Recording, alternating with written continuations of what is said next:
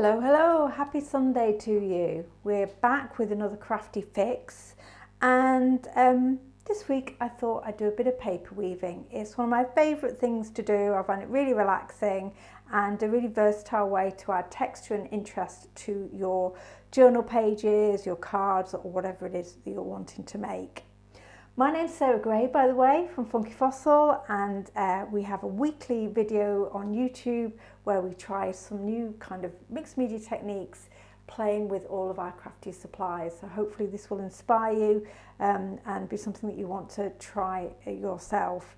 Really simple in terms of supplies. You don't need a lot to do the paper weaving. So what have I got on my desk here in front of me? I've already cut strips of, this is like a kind of just a watercolory card. It's got a bit of texture to it, some craft cards, and I prepped some book pages. So by prepping, I mean I've already stuck them onto some paper. I think it's about 120 GSM paper, because although I want to give the book pages a little bit of kind of substance so that they will weave through without kind of buckling too much, I didn't want to make them too bulky, so I've kind of stuck them to a medium weight paper. I've also added some gesso very messily over the top, just to try and mute down a little bit of the text in the background.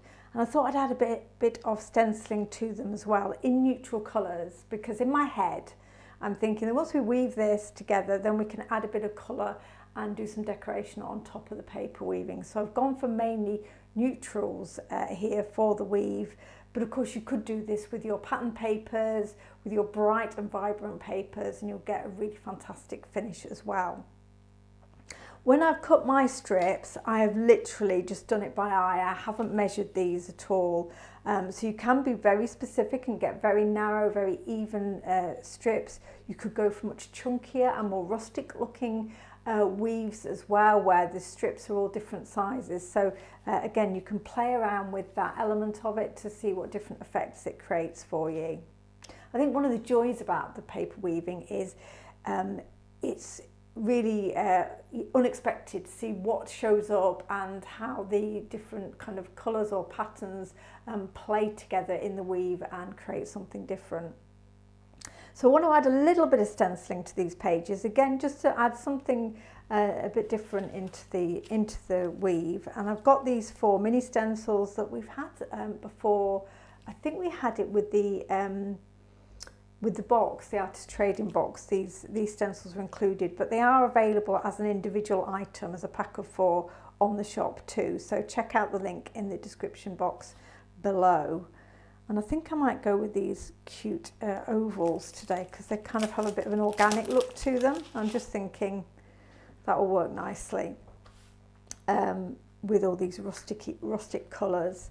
So simple as, I've just got some Distress Oxide in ground espresso here, and I'm not looking to stencil the whole piece. I'm just going to add some little bits of pattern, and as I said before, we'll see what shows through as and when we combine the papers. I quite like these kind of like A7 stencils, because they're scaled, or they're sized quite nicely to work on smaller elements. So it's not as if it's going to be a bigger pattern that's going to overwhelm your pages. Literally, and of course the gesso I've added to this means I should go back and say I stuck the paper down to the book paper with matte medium, so that already kind of primed the paper a little bit and gave it a bit more integrity in terms of adding gesso and stenciling on top. Because of course if you're using older book pages, sometimes they can be quite fragile.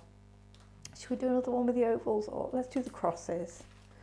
I'm going to use the crosses here as well on the other page. And if I don't use all of this, these book pages in my weaving today, then they'll make great bits of collage fodder as well. So it's something that you'll be able to utilise on a different project. You see, I'm not looking to cover everything. just adding a little bit. Okay, right. I'm just going to cut one of these down very quickly, and then I will turn the camera off and set things up for weaving rather than having you kind of watch me laboriously do that. So as you can see here, I am literally just moving the paper through the guillotine. I'm not measuring, I'm doing it all by eye. So I will get some uneven strips, I'll get some wonky strips, but I quite like that look, so I'm going with it. Okay, so I won't go all the way to the end here. You'll probably see me slice my finger off. There we go. So you can see I've now got more strips that will work alongside our craft paper and plain paper as well. So I'm going to set this up for the weave, and I will be back in a few seconds once I've got everything stuck down, ready to go. So I've cut both of those book pages down into strips, and then I've lined them up. So I've used as my kind of my kind of base layer. I'm never sure whether it's the warp or the weft, but the downward facing layer of strips, I've used all the book pages. And what I've done is got them lined up fairly closely together, and then secured them down to my my sheet or your glass mat or whatever it is you're working on with some masking tape, just to hold them in situ while you're building the weave. And hopefully by the time that weave is completed, it will have enough integrity that it will kind of hold together. The other thing I meant to say when I was starting about these book pages is it's definitely worth using something like a matte medium to stick them down to the backing paper, because you want them stuck all the way through. You don't want the two layers, the book page and the base page, to come away from each other as you're weaving. So it's good to have them fairly solidly stuck down.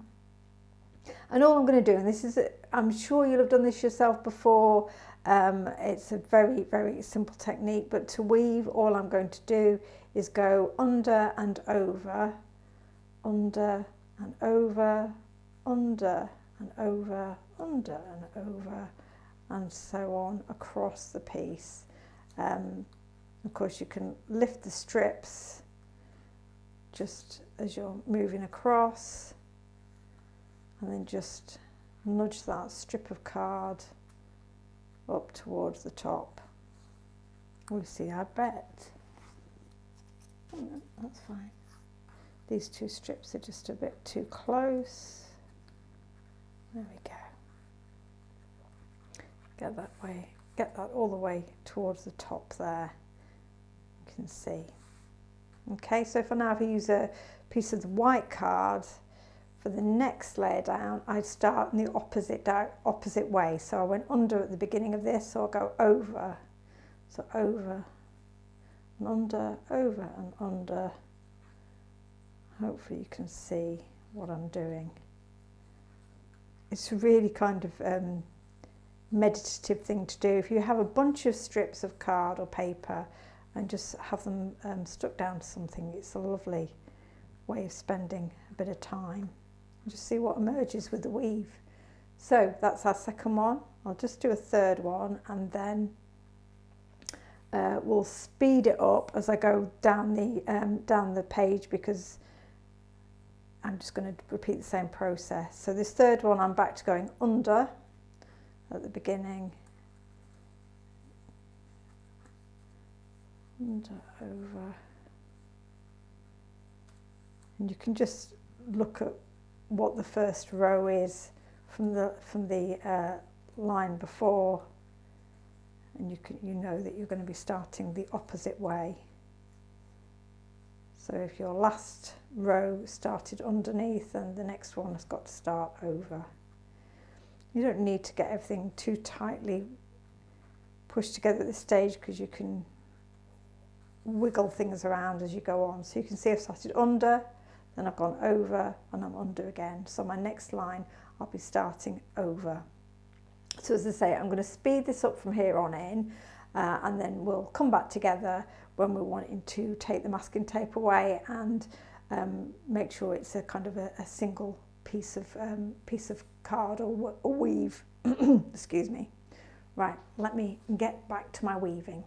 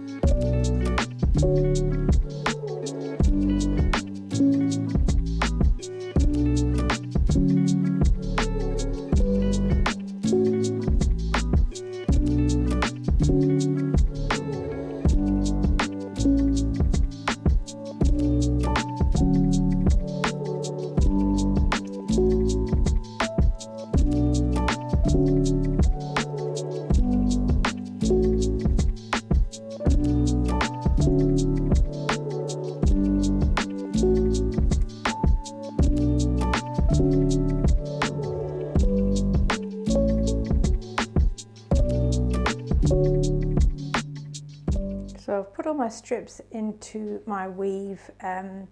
This is quite small, it's probably about a 6 by 6, 15 centimetres or so squares, but you could go much bigger with it. It's also quite a chunky weave, which I quite like.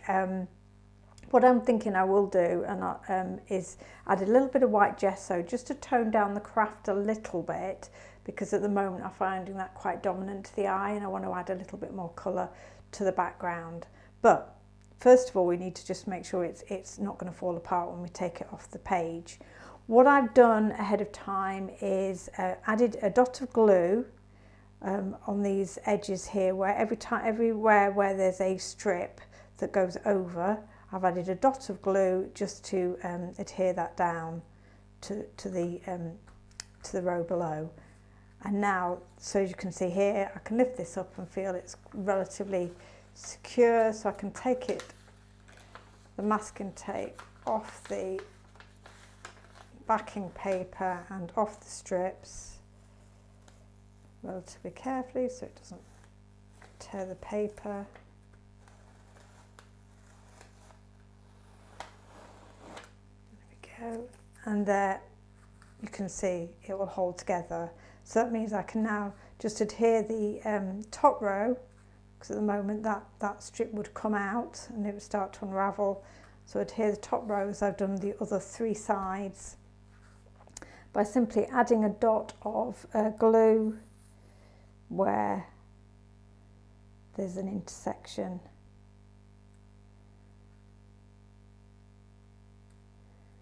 Let's see how simple that is, and then that will have it all kind of contained. Is that right? Is that the right word? You know what I mean. So as I say, I have left it fairly loose. If you can see, you'll see when I just lift it up, you know, you can see there are gaps there in the weave. So I haven't got it tightly pushed together, but I'm planning to do something else, which I will show you in a second. So what you can do as well, if you want to be super secure, is just go back in and do that same step on the back on the rows that haven't been secured at the front. You don't really need to do this, I don't think. I think it will hold together fairly well just with that one set of glue, but it only takes a second to do. So that one stuck down, you can see just all the way around. And what I'm going to do now off camera is attach a piece of white paper behind this. I'm going to attach my weave to some white paper because I want to do a die cut into it. So I want to have it attached to something, a single piece of card. And then we're going to try die cutting an aperture to see how that works. That's all stuck down. Last one here.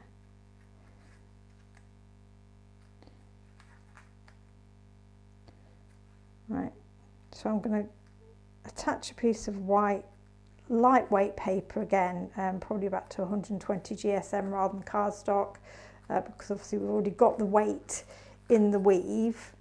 I'll attach it to a piece of white paper, and then we'll come back and do some further work to use this as a base for a journal page.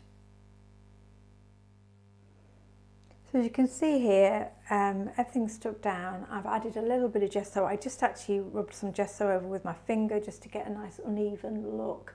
But it's knocked back that craft card a little bit, not made it quite such a dominant feature of the weave. I've also stuck the paper on the back. You can see nothing perfect here. I just trimmed it at the bottom really badly to make sure it didn't kind of protrude below the weave itself. So that's all now kind of a nice single piece of card.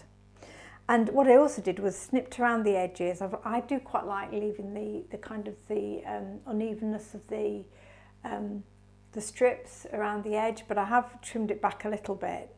And what I would say in terms of all these bits and bobs that you then trim away is you can totally use those.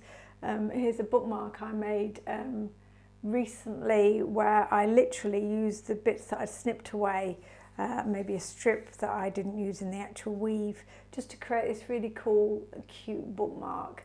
And that's our grungy type alpha, which may still be available in store. So you can even use the little cut-offs around the edge of the weave if you are so minded. It just, I don't know, I just found it a really kind of enjoyable way of spending half an hour just sticking at random those little snippets of card down onto some cardstock.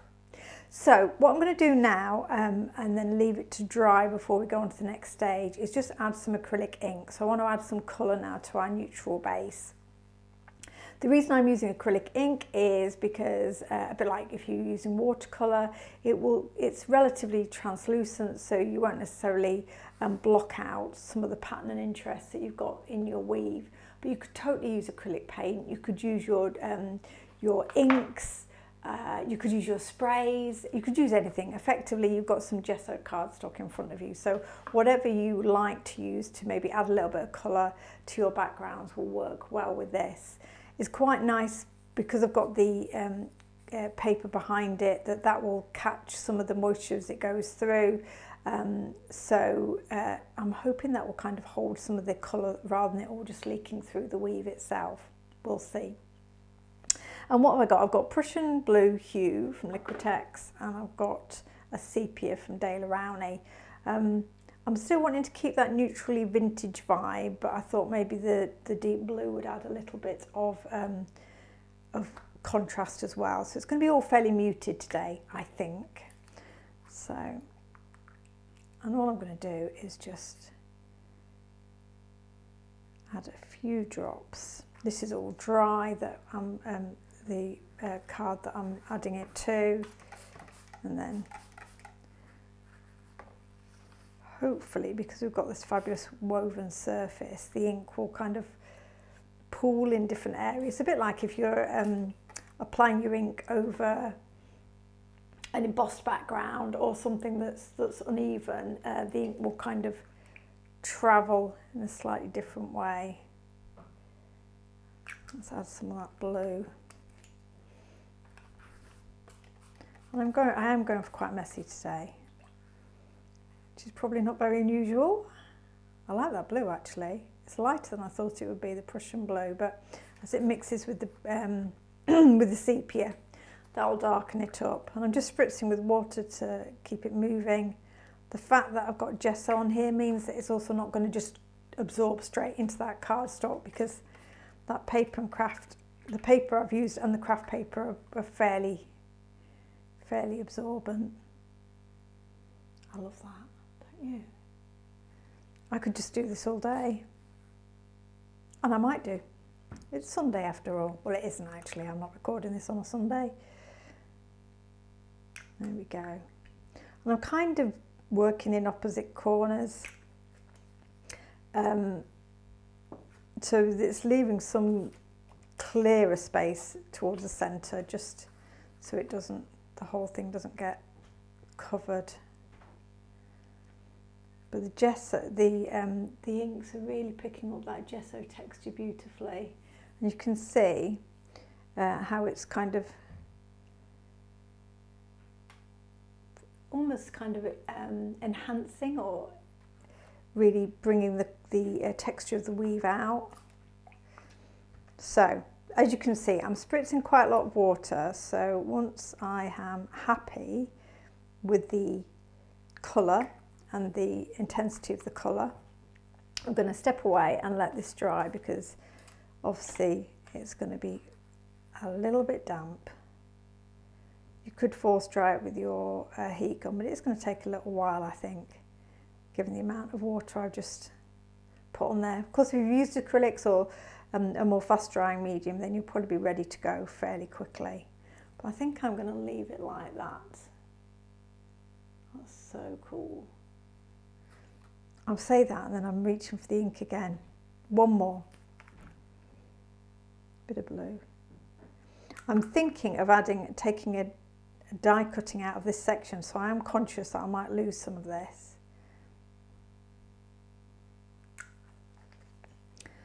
Right.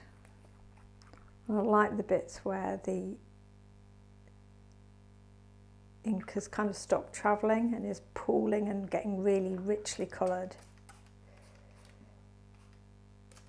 So I'm going to leave that now to do its thing. Any more travelling it wants to do. You can see why adding the gesso made a difference to the way the weave took that ink. Right, I'll leave that to dry and we shall come back to continue working on our woven page. So my acrylic inks are now dry. It took ages to dry. I had totally soaked it all the way through, as you can see on the back here. So I made life difficult for myself by then using a die to cut through a heart shape from into the weaving. But the paper wasn't completely dry, so I made that a bit of a tougher job than it needed to be. So definitely make sure that when you've got this kind of thicker combined papers, you want everything to be dry before you attempt the die cutting. But actually I think it's looking okay. It's got a kind of lovely rustic feel to it, and I absolutely love the textures and the ways that the acrylic ink has dried. So my plan at this point, just to finish this page off, was to use a little bit of, this is just a watercolour background that I did ages ago at some point. It didn't really work out particularly well, but I think we'll have just the right kind of blue to add a bit of a moody accent behind the aperture we've created in our weaving. So I will cut that so it's just slightly bigger than the heart itself, and adhere that to the back. And then I got one of the fabulous Tim Holtz kind of sentiments. This is on quite thick chipboard, which I probably will just strip a few of the layers off and make it a little bit thinner. It's easy enough to do. You've seen me do it before, I'm sure. But you can certainly peel the top off the away from the baseboard if you don't want anything quite as chunky on your journal page.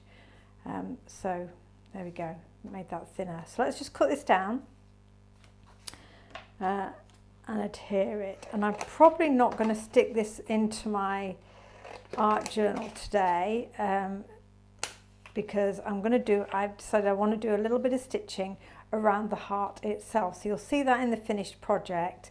And I'll use my awl to kind of pierce the holes around the heart aperture to create the stitch line, because obviously this will be quite a chunky substrate for the needle and thread to go through. So you're best kind of obviously creating your holes before you attempt to pull the thread through.